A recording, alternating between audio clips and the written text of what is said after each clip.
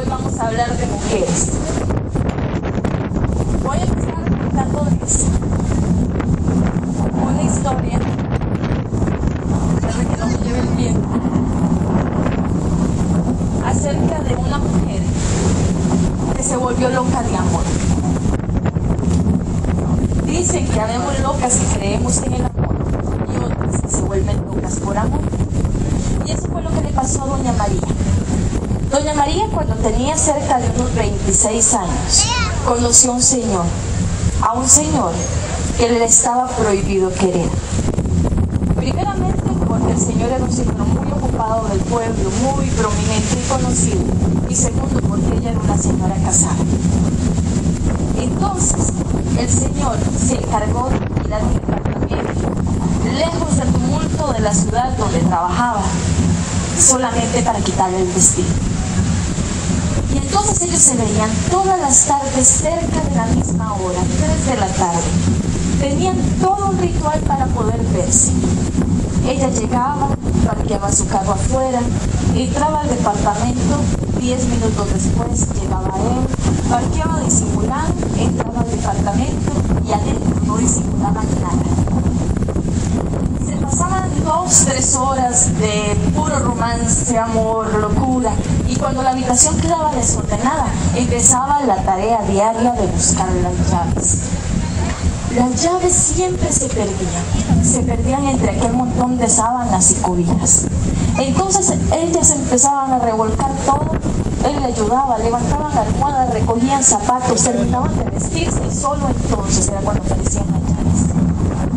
Y eso se repetía todas las tardes del mundo. Cierto día, la tarea de la llave se puso más difícil que de costumbre. No había forma. Registraron todo el cuarto y las llaves no aparecían. Ella andaba ensumando las llaves de su carro porque ella estaba desesperada. Se estaba pasando el tiempo que normalmente debía de volver a su casa. ¿Dime las llaves? No, estas son las de mi carro.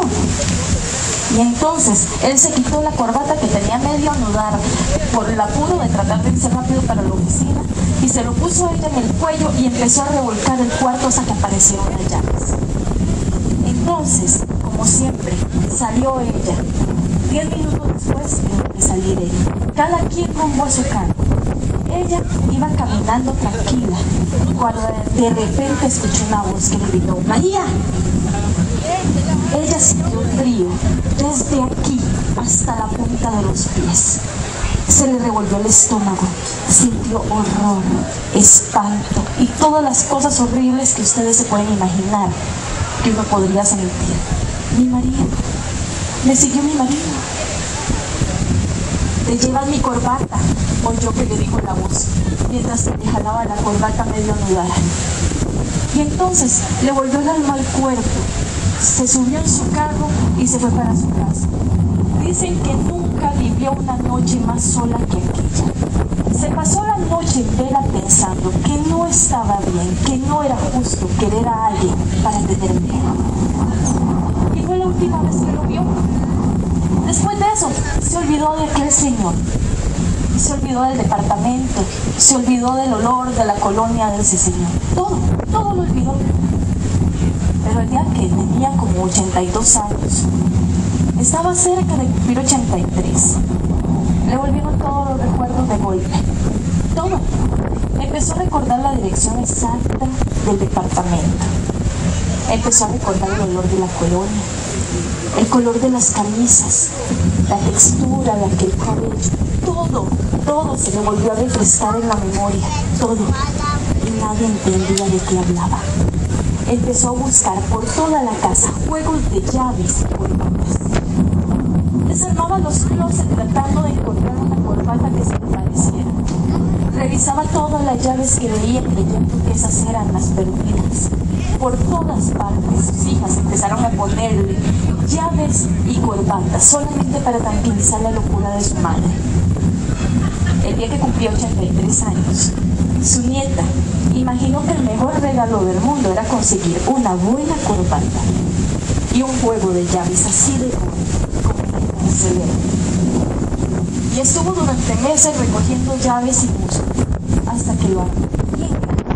Se metió a una tienda de ropa americana, se encontró una corbata bien colorida, bien anticuada. Y fue a su casa, saludó a su abuela, le celebró el cumpleaños y se olvidó de las llaves y la corbata que había dejado puestas por la mesa. Cuando la abuela quedó sola, entonces empezó a querer buscar llaves. Y cuando llegó a la mesa y se bajó aquella corbata anticuada, tan parecida a la de aquel señor, y ese juego de llaves lleno, repleto, tanto así que costaba seleccionar una y sacarla del manojo de llaves. Las abrazó, se las puso contra el pecho, y entonces en su locura se le oyó decir: ahora sí, Señor, podemos ser juntos. Y este cuento está dedicado a esos amores prohibidos, a esos amores que la gente siempre señala con el dedo sin fijarse cuánto amor puede haber ahí, y se llama La reina y el mozuelo. Chicas, el mozuelo vendría a ser algo así como él. Así para que ustedes lo vean bien clarito, eso es el mozuelo de mi cuento. Y a él le vamos a dedicar. Pero yo quisiera saber cómo es que se llama mi mozuelo en esta tarde. Ricardo, hasta el nombre tiene bonito, empieza con Rica. Todo está perfecto para este cuento. La reina y el mozuelo. Cuentan que en un reino lejano vivía una hermosa reina, y aunque su edad ya era un poco madura, ella vivía con su esposo el rey, príncipes y princesas, y aunque todo lo tenía, una gran soledad embargaba su corazón. Ella acostumbraba a salir al jardín de los dioses y a cada dios le iba contando sus desventuras. Al dios del dolor le decía: ya no puedo más. Al dios de la angustia le decía: si en mi vida no pasa algo, yo voy a morir de repente. Al dios de la tristeza no tenía que decirle nada, porque la tristeza simplemente le tocaba su hombro y le decía: aquí estoy escuchando. Y así, noche a noche, Dios tras Dios, aquella reina vivía su vida. Una noche venía contándole al dios del dolor que si en su vida no pasaba algo, ella no tenía ninguna razón para vivir. En ese instante pasó frente a ella un joven mozuelo. Él la miró por un segundo y ella le sostuvo la mirada por un pequeño instante. Pero eso le bastó a la reina para comprender que aquel hombre era un hombre limpio de corazón. Desde aquella noche, ella lo esperaba siempre en el mismo lugar del jardín. Y él pasaba puntual, noche a noche, noche a noche. Hasta que una noche venía vagando el dios del amor, miró aquella escena y sintió piedad de ellos. Y decidió ayudarlos. Bastó el goce de sus manos, una caricia muy tierna en sus mejillas para que ambos dieran rienda suelta a aquel maravilloso amor que hacía tiempo venían sintiendo. El dios de la oscuridad, cómplice de aquel maravilloso amor, decidió que él iba a oscurecer el jardín más de temprano que de costumbre, y así mantendría aquel amor en silencio. Pasaban los días, y la reina y el mozuelo cada vez se amaban más y más y más, hasta que una noche venía vagando el dios del tiempo. Miró aquella escena, se puso furioso y juró que vengaría aquella traición. Como el tiempo no se detiene, un tiempo ya más la reina muy vieja enfermó. Lentamente llegó a los brazos donde estaba su mozuelo. Suavemente se metió en ellos y fueron una sola por última vez. El dios del tiempo estaba a punto de cumplir su venganza. Iba a lograr separarlos. Pero el dios del amor, cómplice de aquello que ellos sentían, decidió ayudarlos por última vez. Llegó donde estaban ellos dos abrazados y suavemente les dijo que cuando uno o otro partiera, sería convertido en aire. Y en aire esperaría su amor hasta el fin de los tiempos. A la mañana siguiente, la vieja reina se quedó por siempre dormida en los brazos del mozuelo. ante aquel dolor tan grande, el mozuelo decidió irse a reinos muy lejanos. Y allá en un reino muy lejano se casó y fue padre de muchas y muchas generaciones. En el ocaso de su vida, sentado en un jardín de los dioses, una noche él estaba pensando en su amada reina. Las lágrimas corrían por sus mejillas arrugadas de puro bien. Ella, convertida en aire, llegó y acarició sus mejillas, secó sus lágrimas, alborotó el poco cabello que le quedaba, y él sonrió feliz, pues había estaba el Dios del bien. Furioso, le gritó al Dios del amor: ¿no ves que tu amor es verdadero ni el tiempo puede detenerlo? Y el Dios del amor sonrió y le dijo: hay tiempo. No es un amor verdadero, lo menos importa vivir es el tiempo. El amor a las mujeres inteligentes. No saben. Como idiotas. Y resulta que eso fue lo que le pasó a Daniel. Se enamoró de cantadito, elegante, dice que tenía la chica más inteligente de toda la U, bajo el brazo. El hombre era una eminencia y eso a ella le pareció un hombre más inteligente que ella. Y ella perdió la cabeza. Y entonces, después de cerca de 2 meses de andar juntos por todo lado, en todos los conciertos, en todas las reuniones de la universidad, después de una noche de pasión, resulta que Benedito, aparte de músico, poeta y loco, también era padre. Desapareció. Y la pobre Daniela quedó idiota. Pero idiota.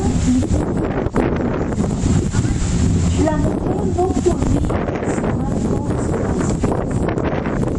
resulta que dicen que hasta el termostato se le descompuso porque estaba sentada bajo el sol pintado de frío. Dejó de comer, no se peinó, no se vestía.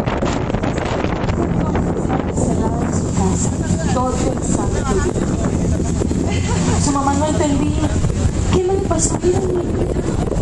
Si la niña no era así. ¿Qué le hicieron?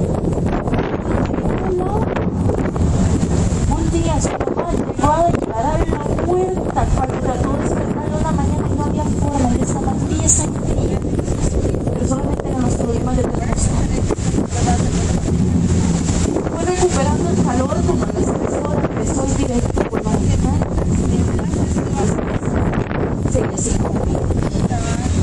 Entonces su mamá, que era una señora pudiente, la empezó a llevar a todas las clínicas habidas y por haber. La tuvo internada en la clínica católica, en la esquina, no sé, no se me ocurre, es que yo no voy a esas. Pero a todas. Y resulta que nada. Entonces una vez me dijo: es que esto es lo que le pasa, es que la tiene malcriada. ¿Ah? Porque si esta chiquita hubiera tenido alguna vez causa para resolver un problema por ella misma, no estaría así. Entonces, ¿qué hago? Le digo a la mamá: póngala en una situación de peligro, póngala y verá que se cura. Y la mamá, ella estaba harta, ya había hecho de todo. Dicen que había dado dar hasta donde un brujo en Pérez de León. ¿De qué más costó? La agarró, la abrigó, la medio peinó y la sentó en las puertas del piso. Bueno, mi amor, dice que ella sabe que hay que platicar en el bolso. Mi amor, cuidado, sabe que aquí, vea que va a llover. La cosa fue que la mamá se quedó esperándola. Y al día siguiente, a las 3 de la tarde, decidió ir a buscarla. Y ella estaba durmiendo, sentada, igual de noche, igual de abrigada, solamente que abrigada. Y volvió al hospital. Cuando estaba en el hospital, resulta que una amiga de ella, que se llama Amy, se dio cuenta de lo que le estaba pasando. Y Eli era una de esas amigas que una normalmente se consigue cuando tiene como por ahí de unos 8 o 10 años. Y se convierten en amigas toda la vida. Y uno puede dejar de verla 10 años, que se las vuelve a topar y es como que se las hubiera visto ayer. Y vuelven a hablar y vuelven a reírse de todo y se les olvida de todo. Esa era Eli. Y entonces, Eli, que era más liberal, media acusada con hippie revolucionaria, se volvió regular. Y se fue para el hospital a visitarla. Y entonces se dejó la señora. Danielito se me va a morir. Ya no sé dónde llevarla, ya no sé qué hacerle, no sé qué le pasó. Ay, no, abuelita, yo se la curo. Si he estado con los mejores psiquiatras de todo el país y no han podido con ella. Déjela que yo se la curo. Y la cosa es que no se pasa. Y cuando sacaron a la niña del hospital, iba con él incluida. Le pusieron cama a la par de él. Y entonces ella empezó con la terapia. Una terapia que ella le explicó a la mamá. ¿Saben qué es lo que pasa, doñita? Que ustedes quieren hacerla olvidar. Y eso no se cura olvidando. Eso se cura encarrilándole los recuerdos. ¿Y eso cómo se hace? Allá le voy a contar. Y la cosa fue que en la casa empezó a suceder algo que no pasaba desde hacía años. Años no, mentira. Meses. Desde que Daniela se enfermó. Exagerando. Eso es una caña de cuenteras. Pero bueno, la situación es que de una casa en silencio se volvió a escuchar. Y era la voz de él. Todo el santo día. La mujer no se callaba. Eso se oía todo el día si uno pasaba por el pasillo por afuera de la puerta del cuarto de alguien. Y como era blanco, moreno y Daniela, pelo corto, largo, lacio, crespo. Un mes, las manos, chiquitillas, y los pies grandes. Usted sabe qué dice,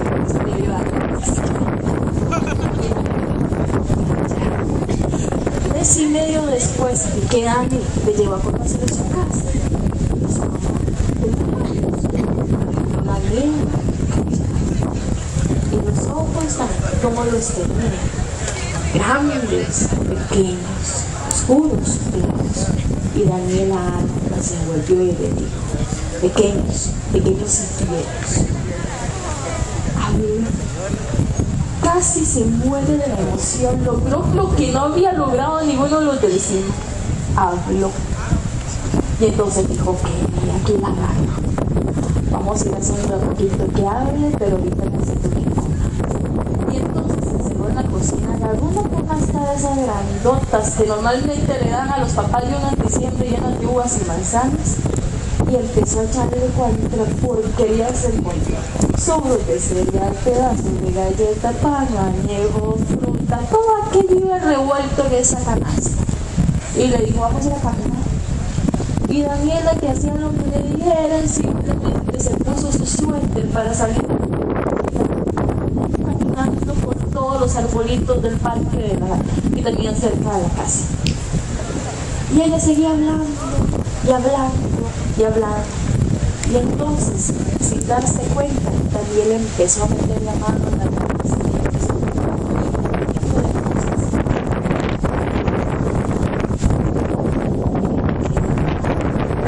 Obvio para él. Y entonces, como tenía que. Y entonces fue donde aquella mujer escuchó.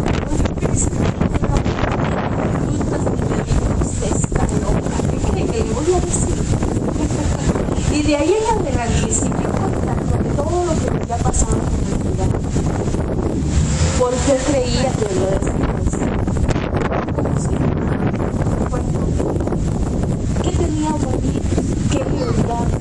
Y se me estaba hablando toda la tarde, toda la noche con esa casa. Y no te das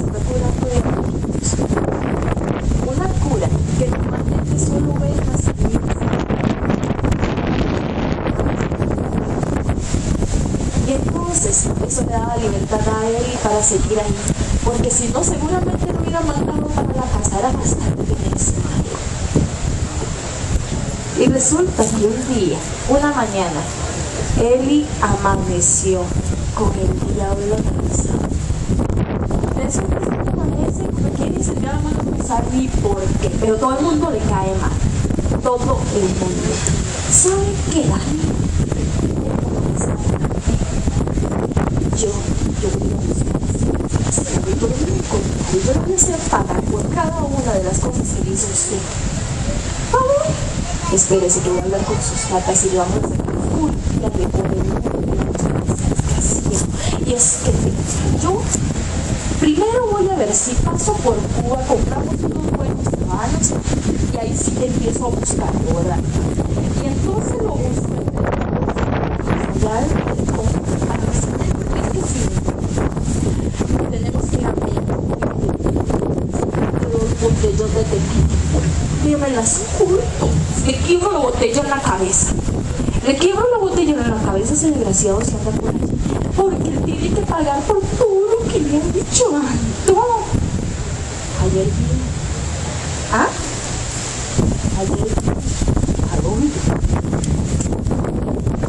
¿Afuera? ¿Cómo? No, es que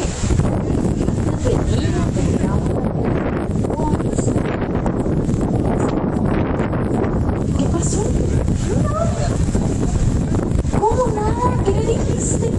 No, que se fue. No pegó nada.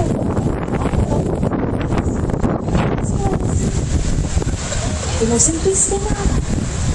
Estoy harta de oír hablar de eso. Y yo ya que tengo convencido de sus tetas para voltear.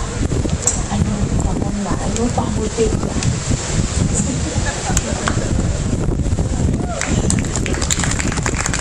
¿Ustedes saben de dónde viene la historia viendo pa'l ciprés? No, ¿cómo no van a saber si todo el mundo se los dice?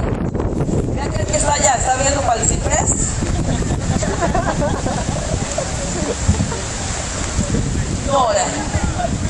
Nora vivía en San Joaquín de Flores, en una finca donde la entrada principal a la casa eran 2 filas de cipreses enormes. Y allí, una tarde muy soleada, conoció a José. José era alto, guapo, bronceado, pelo colochitos, ojitos negros, algo así como lo que yo sueño todas las noches. El caso es que en el ciprés más grande, él se le declaró y le juró que la amaba y que ese ciprés iba a guardar todo el amor de ellos dos, pero que su promesa de amor la tendrían que sellar en Cartago, donde la Virgen de los Ángeles, para que Dios les bendijera su amor. Ella, muy emocionada, le dijo que sí, y comenzaron a planear su viaje a Cartago. El tren llegaría a Alajuela, y ahí se haría la caravana hasta la iglesia de Los Ángeles. En Alajuela esperaban 4 trenes, pero solo llegó uno, que se llenó hasta arriba. Hasta arriba, cuando quiero decir hasta arriba, era que iban sobre el techo, iba la gente sentada. Y comenzó a arrancar muy despacio. Podía llevar unas 500 personas de sobrepeso el tren. Él, José, lo esperaba por fuera de la cerca de los cipreses. Pero como el tren no llegaba, cogió su caballo y decidió ir a topar el tren. Atendido a que Nora los iba a esperar, él pudo andar el caballo tal vez de San Joaquín hacia la Alajuela unos 5 kilómetros. Y a los 5 kilómetros, en una de las últimas paradas que hizo el tren, él se subió. Pero era tanta la gente que cuando pasaron por San Joaquín de Flores, el tren no se detuvo. Él no se dio cuenta que Nora no se había subido al tren y el tren siguió. Cuando llegó al pueblo, frente del Virilla, ahí los gritos de auxilio. El tren se descarriló y cientos de cuerpos cayeron y por una única vez el río Virilla se tiñó de rojo. Cuerpos destrozados, partes, brazos, piernas, todo aquello generaba un gran dolor. Cuando la noticia llegó un día más tarde a San Joaquín, Nora estaba sentada frente a los cipreses. Cuando le dijeron que entre los muertos de la gran tragedia del Virilla iba su amado José, ella se quedó mirando fijamente aquel ciprés. Comenzaron a pasar los días, las semanas, los meses, y Nora miraba y miraba hacia el ciprés. Cuando transcurrió casi 2 años, una noche Nora salió y comenzó a esperar a José en el ciprés. En la mañana su madre se levantó y le dijo a su papá: mira, ahí está Nora, sigue viendo para el ciprés. Pero cuando llegaron a mover a Nora, Nora tenía horas de muerto. Gracias.